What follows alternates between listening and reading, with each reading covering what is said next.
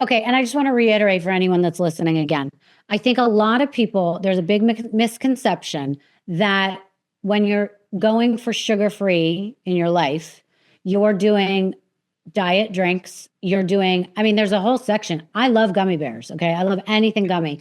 There's a whole, in the health stores, they have all these gummy things that say sugar free, organic, I don't even know what, but no, low calorie, but Right. sugar free is the biggest name on all these, a whole aisle of candy.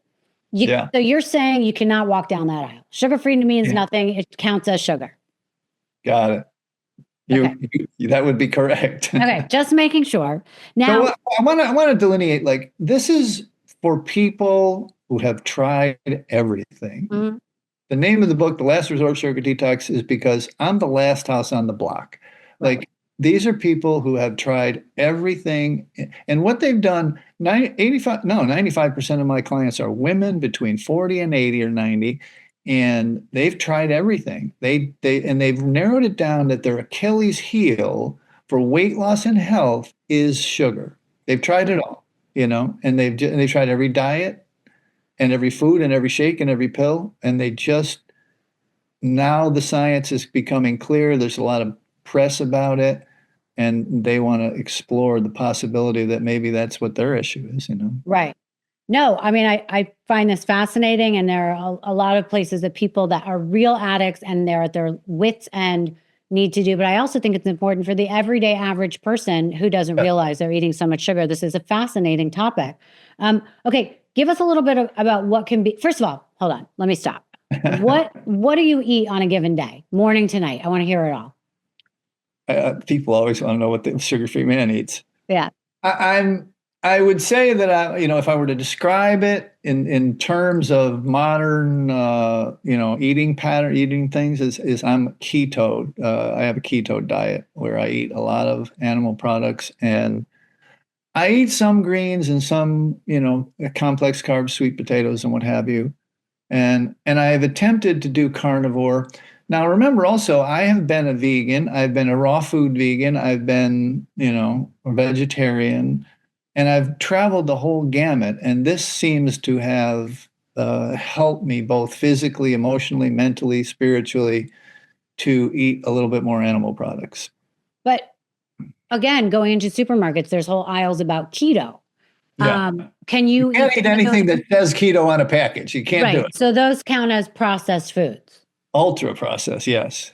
Okay. And yeah, can you talk about the role of processed foods? How do they contribute to the sugar addiction? Because I think we've already talked about it, but I think I'm guessing that I'm right. The key they play is that they say things that they're doing, which gives you the cravings, whether or not the actual sugar is being put in there. It's just a substitute, correct? That's exactly correct. Okay.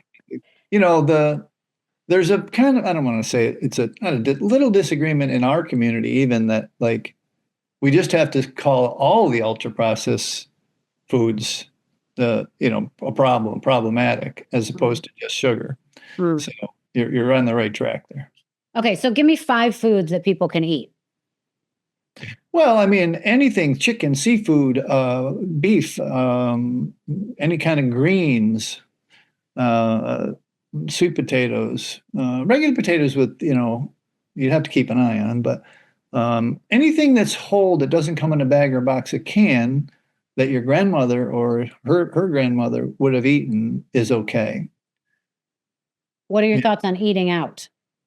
You got to be careful. But okay, so like I'm ordering a grilled salmon, or a roasted chicken from a restaurant because I think, oh, okay, this is an animal, fish, whatever, and it's going to be fine. No, do I have to say to the woman that I'm ordering this from, no sugar added? Yes, that's hard. Okay, so you're starting to venture into the second, well, not the second, but a huge part of the process. And I'll shoot you straight and tell you that this is, in essence, a codependency recovery program in a lot of ways. It's a sticking up for yourself. It's a saying no program. And a lot of people don't want to be that person in the restaurant where they say, what's in the sauce? Right. What's in the seasoning? I can't have, they've got to, like, grill the waiter or the waitress to find out, and then the whole table starts to turn. Why is she being Right. It's a terrible way to go on a date, by the way. yeah, You'll never get exactly. married, You ladies or never get men, there. if you act like this. Exactly. That's what I'm saying. So it's difficult to get to the, like the reality of it. And it's hard, even, your own family, like 80% of the folks that we work with don't have their spouse's support Mm, because they've changed the diet so many times around the house that they're not doing it anymore. They're like, I'm not on board on this. right. So yeah, so you've got to stick up for yourself. You've got to say no. And no is an acceptable answer, but it's hard for some people. A lot of our folks are people pleasers. They've helped their husband and their kids and their boss, and they've just neglected themselves, quite honestly. Right. You Yeah. said a lot of good foods that people can eat, which I'm sure are things that people can think about now and how they want to put that in their diet and prepare maybe meals for themselves if they don't want to go out. What are some good snacks that we can eat? Because I think a lot of people do eat. I mean, I love my dried apricots. I love it's easy to throw a grape in my mouth and walk away, Yeah. a raisin, whatever. So, what are some true snacks that have no sugar in it? Yeah, I'm gonna throw you a curveball and say that snacking is an emotional event, not a nutritional event. Oh So boy. it's like we try and eat 3 square meals a day, but if you have to, hard-boiled eggs, deviled eggs if they're made without sugar with sugar-free mayonnaise, um, nuts to some degree if they can be, real nuts though. You can't. People don't realize that drupes are the seeds of fruit, and cashews, pecans, I think even almonds are drupes that have been hybridized for fructose and making them sweet, taking the bitterness out. Hmm. And so people end up like literally eating entire bags of cashews because they're getting that little bit of fructose hit. So you got to be careful on snacks. Beef jerky. Oh, I love beef jerky, but doesn't that have a lot of sugar in it? Yeah, you got to find. There's are hard to find the sugar-free ones. Yes. But see, we're talking about sugar free. So now, if I get if there's such a thing as sugar free beef jerky, aren't they replacing that with some sort of fake sugar? Or no, it's literally There sugar are a free. few manufacturers who are literally just beef and salt and dried beef and salt, but they're hard to find and they're expensive as hell. Mm. The ones in the stores, you're correct, you're 100% right. That's exactly what they've got sugar in them or sweeteners or whatever. Okay, so Celery pepper or celery powder. I'm like, what the hell is celery powder? That's in bacon too.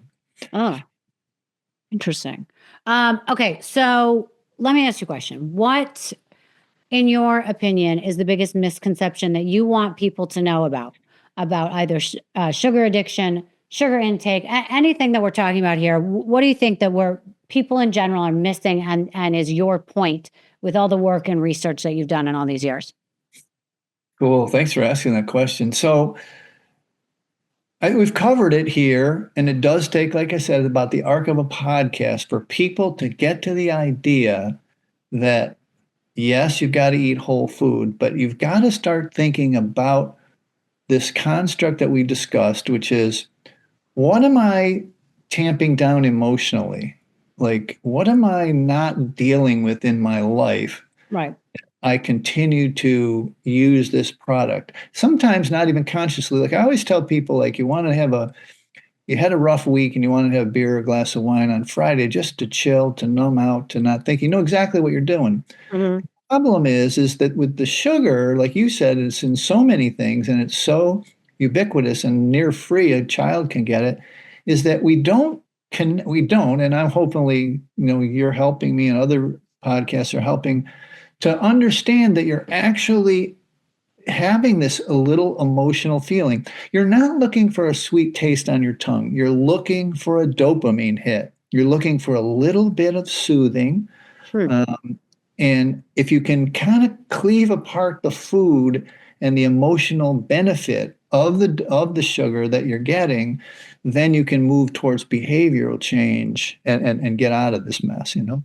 Hmm. Okay, I love that. And you're saying what? Eventually, you'll find something else to do to get that dopamine hit, whether it's stand on your head and do a yoga pose, or you will Most eventually you, or eventually you will just not be grabbing for a snack anymore because you just won't need that. That's exactly right. And it's that's exactly when I have say a craving, go out for a walk, stand on your head, go to yoga, And get a that is massage. hard, by the way. That is It hard. is.